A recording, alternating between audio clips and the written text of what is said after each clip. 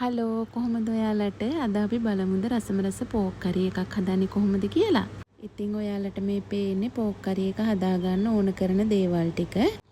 අපිට මෙතනදී ඕන කරනවා සියඹ ලැබික් 3-4ක්, තලාගත්තු ඉඟුරු සුදු ලූණු, රම්පේ, කරපිංචා, බීලූණු ගෙඩියක්, කපාගත්තු අමු මිරිස් කරල් 3-4ක්, තක්කාලි. මේ ටික තමයි අපේ පෝක් කරි එක හදන්න ඕන කරන අමුද්‍රව්‍ය ටික. මම මුලින්ම මේ ටික කපාගෙන පිඟානකට තියාගත්තා. දැන් ඔයාලට මේ පේන්න තියෙන්නේ මම කපලා 3-4 වතාවක් දෙහිත් එකතු කරලා සෝදාගත්තු පෝක් ටික.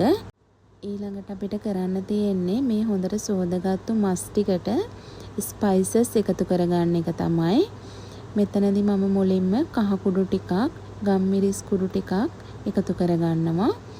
මෙතනදී ගම්මිරිස් මම මස් එකට එකතු කරත් ආයි මං තෙලට දාද්දිත් ගම්මිරිස් කුඩු ටිකක් එකතු කරනවා. මොකද ටිකක් සැරට හදාගන්න නිසා. ඊට පස්සේ මම මේකට ලුණු කුඩු ටිකක් එකතු කරගන්නවා. මම මෙතනදී ලුණු මේ ගානට එකතු කරලා රස බලලා ආයි මදි වුණොතින් ලුණු ටිකක් එකතු කරගන්න තමයි හිතන් ඉන්නේ. ඊට පස්සේ මම මේකට පැදපු උළුහාල් ටිකක් එකතු කරගන්නවා. ඊට පස්සේ මම භාජනයක් ලිපෙන් තියලා පොල් තෙල් ටිකක් එකතු කරගෙන පොල් තෙල් ටික හොඳට කර වෙනකන් ටිකක් වෙලා ඉන්නවා.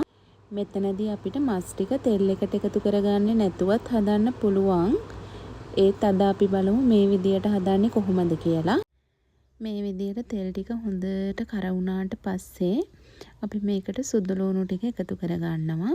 ඊට පස්සේ බීලූණු ගෙඩියක්, රම්පේ කරපිංචා එකතු කරගන්නවා. ඊට පස්සේ මේ ටික තෙල් එකේ හොඳට කර වෙන්න දෙන්න ඕන. ඒකටම අපි අමු මිරිස් ටිකත් එකතු කරගන්නවා.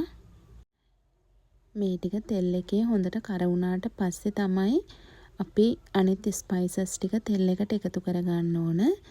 නැත්තම් ඇත්තටම අර සුදු ලූණු වල හරිම රසය එන්නේ නැහැ අපිට.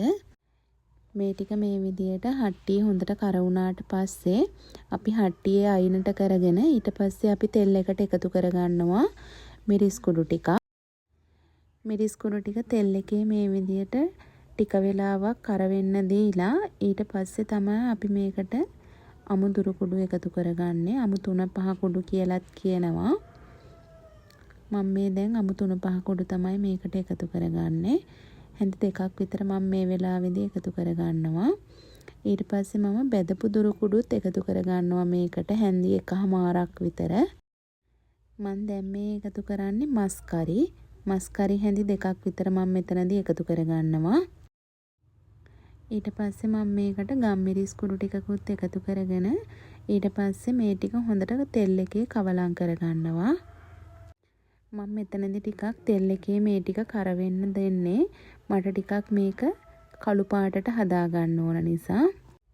ඊට පස්සේ ලිපේ ගින්දර ටිකක් අඩු කරගෙන මද රස්නේ තියෙද්දී අපි මේකට මස් ටික එකතු කරගන්න ඕන. ඊට පස්සේ මේ විදියට මේ ටික හොඳට කවලම් කරගෙන තක්කාලි සියඹලයි එකතු කරගන්නවා. මස් එක තෙලෙන් හොඳට තැම්බෙන්න දීලා ටිකකින් වතුර ටිකක් අපි මේකට එකතු කරගන්නවා. මේ තියෙන්නේ වතුර එකතු කරාට පස්සේ හොඳට තැම්බෙන අපේ මස් එක. මම සාමාන්‍යයෙන් මස් වර්ග පැය භාගයක් විනාඩි 45ක් වගේ කාලයක් උයා ගන්නවා. ඊට පස්සේ මම මේ මස් එකට පොල් කිරි ටිකක් එකතු කරගන්නවා. අත්‍යවශ්‍යම නැහැ. මේ තියෙන්නේ මං හදාගත්තු මස් එක. බලන්නකො රස පාටට තියෙනවද කියලා. අපිට කඩෙන් ගන්න මස් වර්ග දෙකක් තියෙනවනේ, වල්ලූරු මස් වගේම චීන ඌරු මස් කියලා. ඇත්තටම මන් දකින විදියට මේ වල්ලූරු මස් වල තෙල් ගතිය ටිකක් අඩුයි. ගොඩක් වෙලාවට අපි පෝක් කරි එකක් එක්ක පොල් එකතු කරගන්නවා කෑම එකට. එහෙනම් මගේ වීඩියෝ එක හොඳයි නම් ලයික් එකක් දාගෙන යන්න. ඒ වගේම channel එක subscribe කරන්නත් අමතක කරන්න එපා.